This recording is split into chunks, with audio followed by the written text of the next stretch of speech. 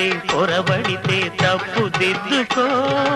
ఒకరినొకరు తెలుసుకొని ఒడిదుడుకులు తట్టుకొని, ఒకరినొకరు తెలుసుకొని ఒడిదుడుకులు తట్టుకొని మసకేయని పున్నమిలా మనికి నింపుకో.